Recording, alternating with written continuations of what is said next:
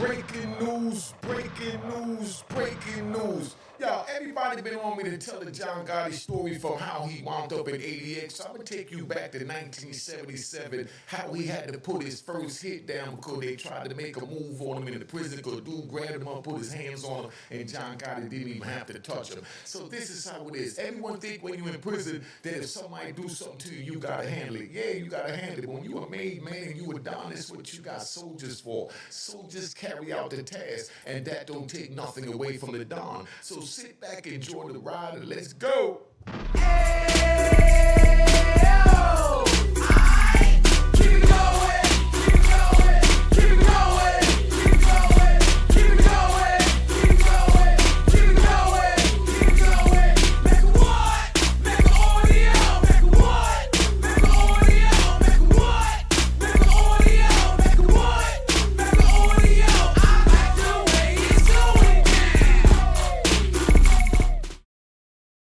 All right, you know what it is. Unique Mecca audio, man. We here. We gonna tell you a John Gotti story. Y'all ain't here yet, so we can let y'all know how he wound up in ADX. All right.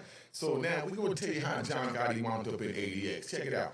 Back in 1977, he was locked up in Green Haven, Connecticut. So while he's in Green Haven, he's serving a couple of years. So he's sitting down, he playing a card game. He got 3 of the Italian cronies with him, and then he got a Spanish dude named Luis with him. He chilling. So while they chilling, they playing cards. They ain't paying for nothing. They paying for like 50 cents a check-in. You know, $1 is the high minimum. You know, we talking about 77. They just passing time home. They not trying to rape nobody to take nobody money from them or nothing like that. So while they sitting there, they playing cards. There's this big black dude, like 6'4", you know. He's standing up in the cut and he watching it. He don't like the way the whole thing is playing out. So while he's sitting there watching, he goes over and he goes, "Hey, can I get in?" And, you know, they all look at him. They looked at John Gotti because it was his table and they asked him, "Yo, what's up?" You know. And John Gotti, you know, he wanted to tell them no, but that would have been disrespectful. So he said, "Yeah." So the dude sit down. He wins a couple of hands. John Gotti wins a couple of hands. And it goes back and forth. You know, the other cronies win a couple of hands. And then now it's a big pot, and it's like $4 in the pot. But all the money on the table, you don't lose jailhouse money, the stamps. All the stamps is on the table. $4. So now the dude thought he won because he had 2 pairs, you know. But John Gotti had a full house, you know. So now John Gotti needs to get the money, and the dude said, "Hold up, you know, you counting cards." So John Gotti said, "No, we playing 5 cards. You know, we can't count the cards in that." And he's like, "Nah, I believe you cheated." So John Gotti just looked at him, and dude got mad. He jumped up, flipped the table over, and he lunged at John Gotti, grabbed him by the front of his shirt. And when he grabbed him by his shirt, John Gotti just sat there. He picked him up damn near or out the seat, because John Gotti just sitting down looking at him with a little smirk smile on his face. And dude picked him up and said, "You cheated." And John Gotti just looked at him and he said, "Yo, let me go." So dude pushed him across the room. Boom. Right? John Gotti back hits the wall and he's standing there, he smirks. He turns around and he walks out the room. Right? And his little 3 cronies went with him. They go back in the cell. John Gotti laying down in the bed. They cell across from his. So they sitting there and they go in the cell. They say, "Yo, John, what we gonna do? You know, we got to send a message. You got to do something. You know, dude put his hands on you." Now, John Gotti's already a made man, but he's not the head of, you know, the Gambino crime family as yet, right? So John just looked, but John was doing a little time, got caught up. He kept his mouth shut. So, you know, he was a made man, so he was looking out for him, his family. And, you know, they told the 3, you know, cronies that's in there, "Make sure you look out for John while he in there." You know, so he said, "All right." So now John said, "What do you want to do? You want to do?" Said, "You want me to handle it?" And John said, "Nah." He said, "Yo, just make a phone call." So he make a phone call out there, right? And he calls dude, and dude tells him, "Yo, who you got over there in the jail?" You know, and he said, "Oh, we got such and such over there that's in the same unit as the black dude." Now, this black dude, mind you, is 6'4", got a big scar on his face. You know, you can tell he's been in a million war wounds and all that. So he said, "Okay, well, tell dude to go ahead and handle that." So now when they tell dude to go handle that, they hang up the phone. So here it is, the next morning they going to breakfast. As they walk into breakfast, going down towards the chow hall, the little dude now, mind you, let me give you a little history on him, because we got to take a ride on the hitter. You know, AKA the torpedo. Now, the little torpedo got in a fight a year before, and they damn near stomped him out. You know what I mean? He was out cold and it was going to, you know, unalive him in the yard. But John Gotti moved in, he stopped it, told him, nah, we let him live. Dude was unconscious. When he woke up, they told him, yo, you owe me alive because it's John Gotti. So now he owes John Gotti a favor. So now being that this big black dude them jumped out there, grabbed John Gotti, put his hands all on him, now the favor got to be paid. So they told the little dude that John Gotti said that they were jumping on, yo, you got to handle that torpedo hit. So the dude said, no problem. He stayed up all night sharpening his joint. And he sharpened it, make sure it's good. This dude's only 5'8". Now he going up and do 6'4", 240 pounds solid, big scar on the face, so it's lopsided. So now, as they caught Chow, they walking down, they coming down the hallway, and while they coming in the hallway, here go dude steps in front of the big black dude. So the big black dude looks around and he's like, you know, he didn't even notice the dude because he's only 5'8". And then when he looked down, he seen him, he said, move out the way. And dude said, no. And he said, huh? Next thing you know, he pulled the banger out. Boom, boom, boom. He hits him in the shoulder, you know, hits him in the side, hits him in the leg. No vital spots. He just hit him in a few spots, right? So after he hit him up, now dude falls out. He on the ground. And while he's on the ground, he's looking and he's wondering to himself, what happened? How did I wind up in this situation? So when he's sitting there, he look over, he see John Gotti leaned over on the wall with his arms crossed, and he got the same smile he had on his face the night before when he put his hands on him, right? So now he knew what it was. But now when dude hit him, he said, Viva Italiana. You know, he said, Viva la Costa Nostra. He let him know what it was for. And that's why when he looked at John Gotti, see how big this dude is? And that's how John Gotti looked at him, smiling and laughing like, dude, you's a clown. You don't know what I could do. I could take care of your mother on the street. I don't even have to touch you, you know? So, you know, that's how John Gotti handled that, right?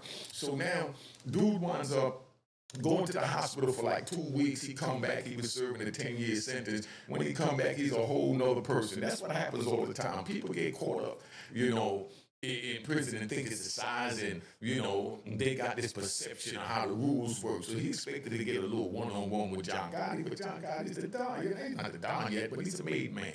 So they sent a torpedo, and the dude that he's saying he wanted to be down with the Gambino crime family, so he wanted to be vetted in. So that's how he wound up getting the promise of being vetted in by handling this big, you know, gorilla that went up at John Gotti. So now he sits there, and John Gotti winds up doing his time. But before he come out, everybody's wondering, like, how did this happen? Like, you know, this is prison. John Gotti was supposed to take care of it, but it's a whole nother level when you got somebody willing to pick up more time for you. The dude that stabbed the big black dude for John Gotti, he wound up picking up another 3 years, but he wasn't worried about the 3 years, and that's what everybody be confused about, is that how does the dude have so much power to have someone else take another 3 years to defend him or to defend the brand, you know, or to defend the mafia? You know? So that's how that plays out. So he took the 3 years. The black dude winds up saying serving his time. The black dude winds up looking over his shoulder for the rest of his life, not knowing when the next vital hit is going to be coming. Just so you understand, right? So that's how all that started over the card game. You know, like I said, it was cards on the table. The stress was in the air. You know, a new man steps up and he wants to get in the game. John Gotti allows him. You know, he gives him permission. You know, in prison terms, you know, permission equals responsibility for what comes next. So if John Gotti letting him sitting at the table, that means he's responsible for any conduct that he carries on at the table. In prison, even kindness can cost you. Now, the accusation of disrespect. When he disrespected John Gotti, the man accused Gotti of cheating, right? He flips the table over. He grabs him by the shirt, you know, front stage, everybody's watching. That wasn't about the cards. That was about dominance. Dude was trying to show that he's dominant over this white dude, not knowing who John Gotti is. Now, reality check. Public disrespect in prison is a test, not a movement. Remember that. Now, the reaction. Silence is louder than fists. John Gotti just sat back and, you know, he let it go. He ain't say nothing.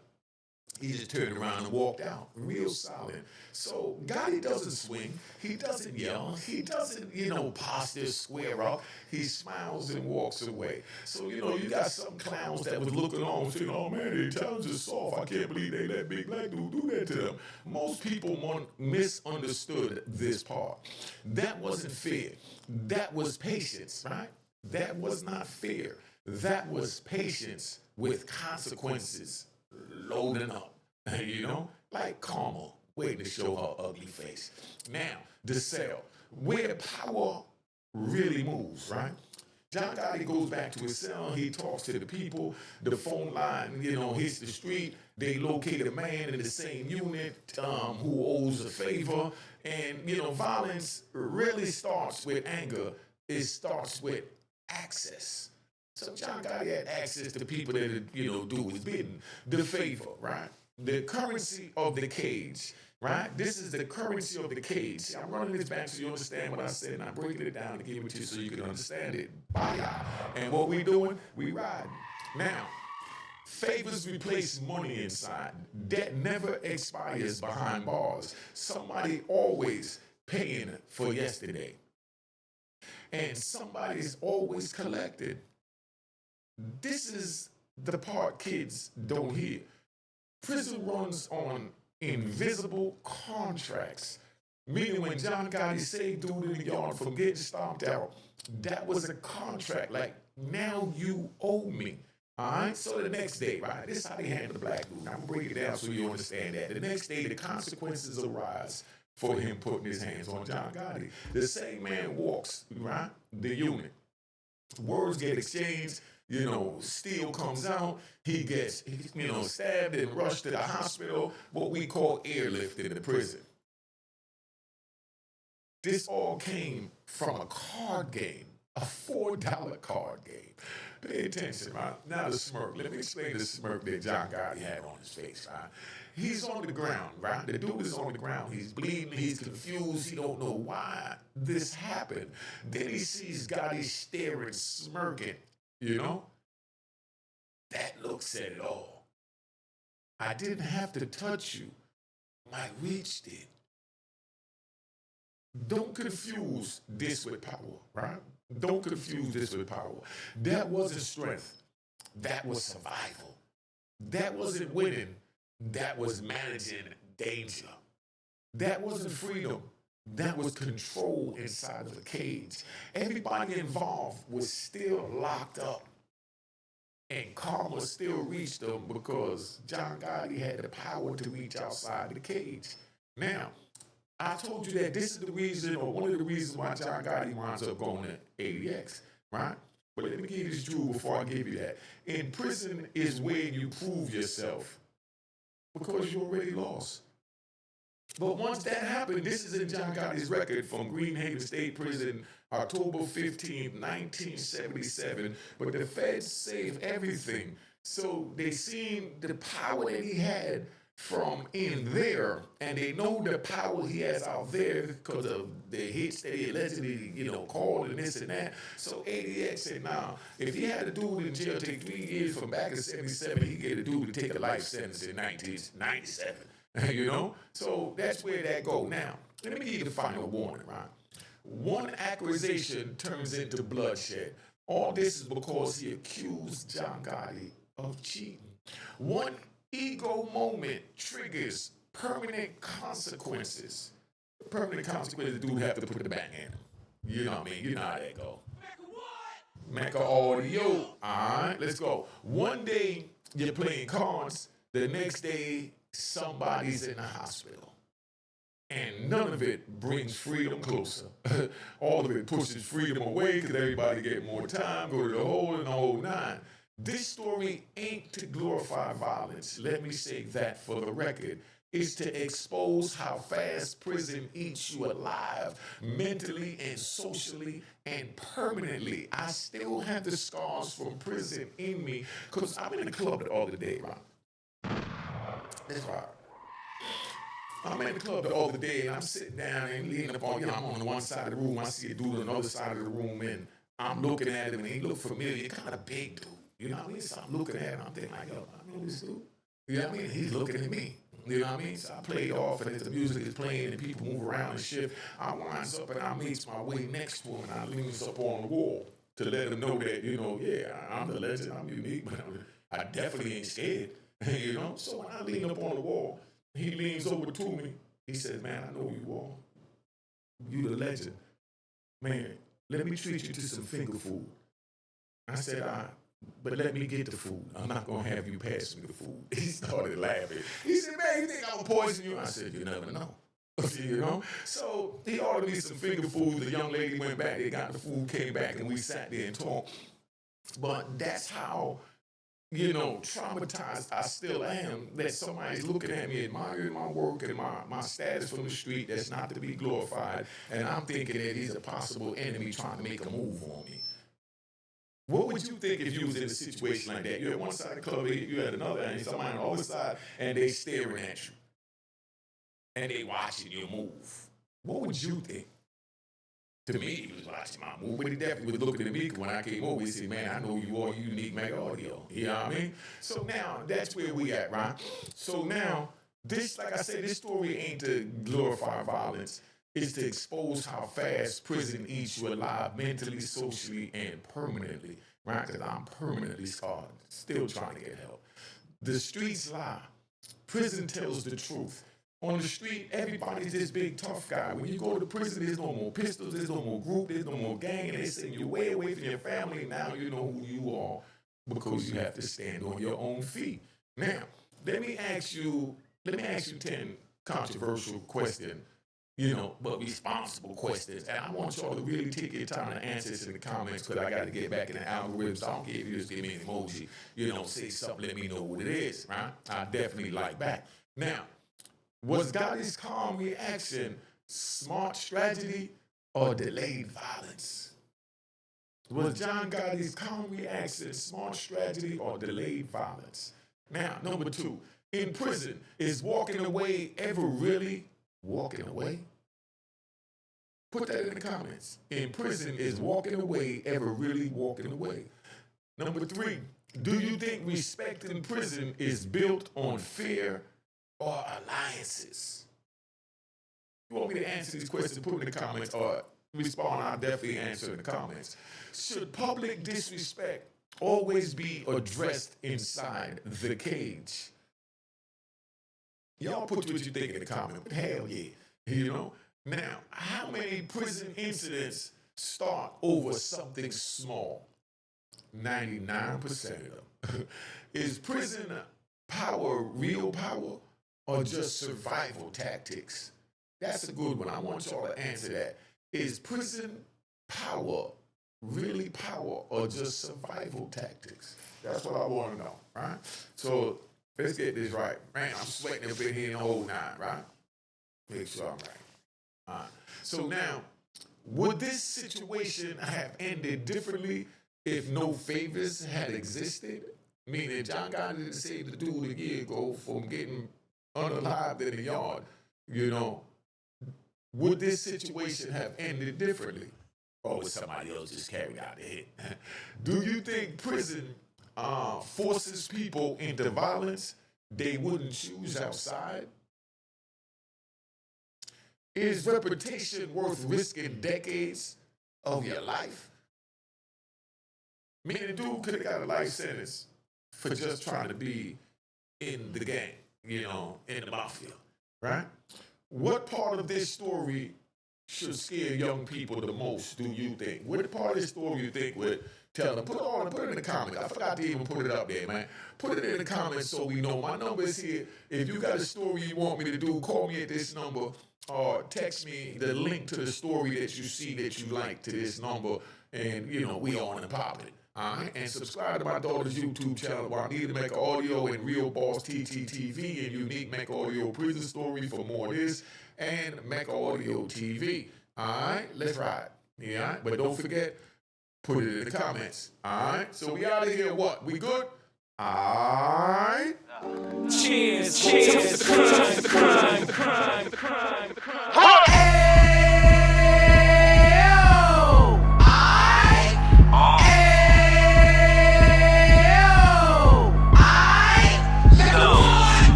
6. He back on the strip, getting back in the mix. What he mentions is a gift. You stand up 10 toes down, and I suggest you pay attention to this.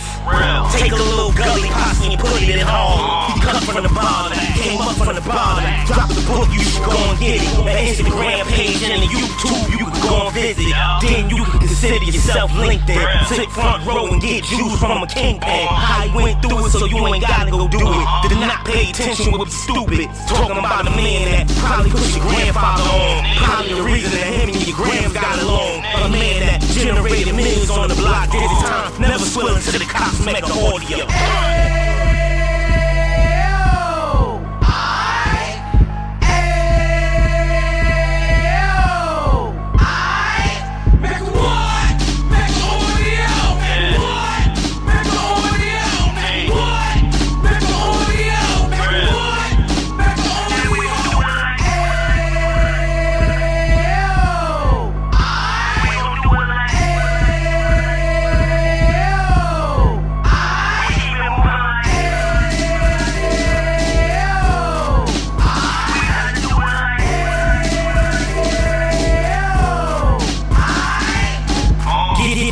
Like 2 G's in the 90s. Drop top being so shiny. I let shorty go, she was wine. Treat her like my past, she behind me. Spend a couple bands on the dapper game. You be back again, getting green like a Packers fan. No cap, this a roaring uptown. Yeah, we horn uptown, Dominican bust down. Now we on the positive, you ain't got a lot to give. Now you trying to stop the kids from being inoperative. So take heed, homie, let it air. He started in uptown, he gon' finish there. But now it ain't about selling drugs, buying cars, it's about buying property.